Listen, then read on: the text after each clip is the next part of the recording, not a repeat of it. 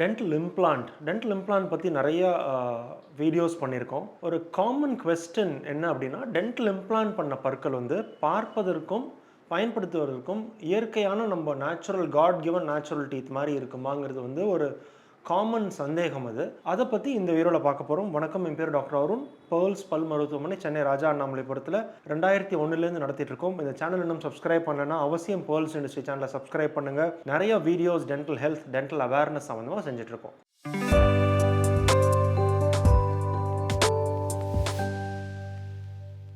So அந்த implant பண்ணுற பற்கள் வந்து பார்க்குறதுக்கும் பயன்படுத்துறதுக்கும் நேச்சுரல் பல் மாதிரி இருக்குமா? ஃபஸ்ட்டு நம்ம என்ன மெயினாக புரிஞ்சுக்கணும்னா, காட் கிவன் நேச்சுரல் டீத்தை ரீப்ளேஸ் பண்ணுறதுக்கு எதுவுமே கிடையாது. ஸோ பெஸ்ட்டு வந்து நம்ம நேச்சுரல் டீத்தை எவ்வளோ நல்லா அதை பாதுகாக்க முடியுமோ, எவ்வளோ வருஷம் அது ப்ராப்ளம் இல்லாமல் பாதுகாக்க முடியுமோ அத்தனை வருஷம் அதை நல்லா பாதுகாத்து நேச்சுரல் டீத்தோடு இருக்கிறது தான் பெஸ்ட் ஆப்ஷன். நிறையா பேருக்கு அந்த ஆப்பர்ச்சுனிட்டி கிடைக்கிறது இல்லை.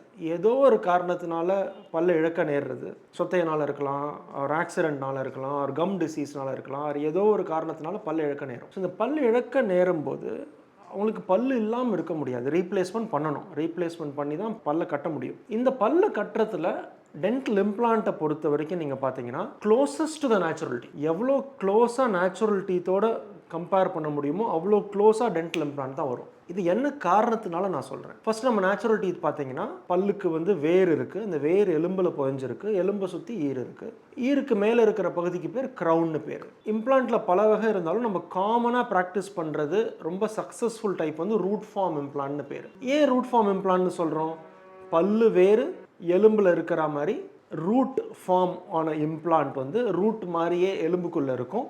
அந்த எலும்பை சுற்றி ஈர் இருக்கும். இது கம்ஸ்குள்ளே இருக்கும். கம்ஸுக்கு மேலே நம்ம பல்லுக்கு க்ரௌன் பகுதி இருக்கிற மாதிரி இம்ப்ளான்ட்டுக்கு மேலேயும் க்ரௌன் பகுதி இருக்கும். ஸோ இதுதான் closest to the natural teeth. அதனால தான் வந்து இம்ப்ளான்ட் வந்து செகண்ட் பெஸ்ட், நேச்சுரல் டீத்தை கம்பேர் பண்ண செகண்ட் பெஸ்ட் த நேச்சுரல் டீத்னு சொல்கிறோம். ஸோ இது இயற்கையாக வந்து பார்ப்பதற்கும் பயன்படுத்துவதற்கும் நேச்சுரல் டீத் மாதிரி இருக்குமானா என்ன நம்ம புரிஞ்சுக்கணும்னா, பல்ல இழக்கும் போது நம்ம நிறையா வாட்டி வந்து நம்ம பற்களோட அந்த க்ரௌன் பகுதி மட்டும் இழக்கிறது இல்லை, வேர் பகுதி இழக்கிறோம். வேரை சுற்றி இருக்கிற எலும்பு பகுதி அதுக்கு வந்து குறைவாக இருக்கும். சில சமயம் அந்த வேருக்கு மேலே இருக்கிற எலும்பு பகுதியும் ப்ளஸ் மேலே இருக்கிற ஈர் சத பகுதியும் வந்து இழக்க நேரிடலாம். இது மாதிரி இருக்கும்போது நம்ம என்ன கவனிக்கணும்? பல்லு, எலும்பு, சதை. ஸோ நம்ம வந்து ரீப்ளேஸ் பண்ணும்போது ஒரு பேஷண்ட் வந்து சே ஃபார் எக்ஸாம்பிள் ஒரு பல்லு மட்டும் இழந்திருக்காரு, எலும்பு பெருசாக இழக்கலை, சதை பெருசாக இழக்கலை, நல்லா இருக்குது, அதை வந்து ரீப்ளேஸ் பண்ணுறோம் இம்ப்ளான்ட் மூலமாக. பல்லை மட்டும்தான் ரீப்ளேஸ் பண்ணும்போது ஸோ பார்க்கறதுக்கும் நேச்சுரல் பல்லு மாதிரி தான் இருக்கும், பயன்படுத்துறதுக்கும் நேச்சுரல் டீத் மாதிரி தான் இருக்கும்.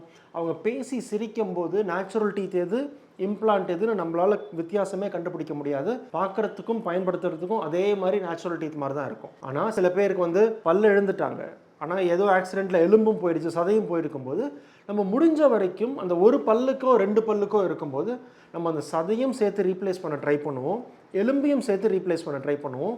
அப்போ வந்து பார்க்குறதுக்கு நேச்சுரல் டீத் மாதிரி பண்ண முடியும். எவ்வளோ க்ளோஸாக நேச்சுரல் டீத் இருக்குது. ஆல்மோஸ்ட் இன்விசிபிள் டென்டிஸ்ட்ரின்னு சொல்லுவோம். ஏன் இன்விசிபிள் டென்டிஸ்ட்ரி?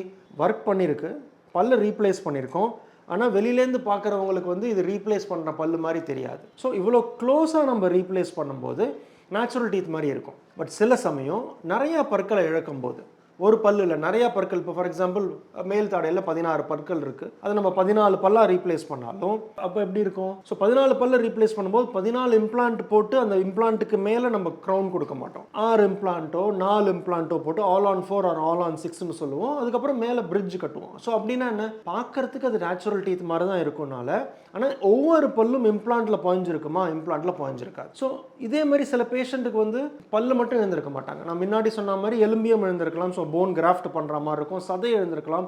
ஸோ நம்ம கொடுக்க போகிற பற்கள் வந்து க்ரௌன் பகுதியை மட்டும் ரீப்ளேஸ் பண்ணாமல் போன் பகுதியும் ரீப்ளேஸ் பண்ணது, சதை பகுதியும் ரீப்ளேஸ் பண்ணும்போது வெளித்தோற்றத்தை நம்ம பார்க்கும்போது பார்க்குறதுக்கு நேச்சுரலாக இருக்கும். நல்லா கடிச்சு சாப்பிடலாம், ப்ராப்ளம் இருக்காது, நல்லா பயன்படுத்தலாம். ஆனால் அவங்க வாயை திறந்து உள்ளே பார்க்கும்போது ஸ்லைட்டாக வித்தியாசம் இருக்கும். நேச்சுரல் டீத்துக்கும் இம்ப்ளான்ட் உள்ள டீத்துக்கும் ஸ்லைட் வித்தியாசம் இருக்கும். அது ஒன்று தான் டிஃப்ரென்ஸே தவிர பட் பயன்பாட்டில் ப்ராப்ளம் எதுவும் இருக்காது.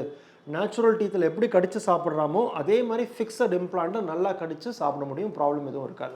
வீடியோ பிடிச்சிருக்கும்னு நினைக்கிறேன். அவசியம் லைக் பண்ணுங்கள், ஷேர் பண்ணுங்கள். வேறு ஏதாவது கொஸ்டின்ஸ் இருந்தால் கமெண்ட் செக்ஷனில் கமெண்ட் பண்ணுங்கள். அடுத்த உள்ள சந்திக்கிற வரைக்கும் டாக்டர் அருண், பேர்ல்ஸ் பல் மருத்துவமனையிலேருந்து பேசுகிறேன். நன்றி, வணக்கம் அண்ட் தேங்க்யூங்க.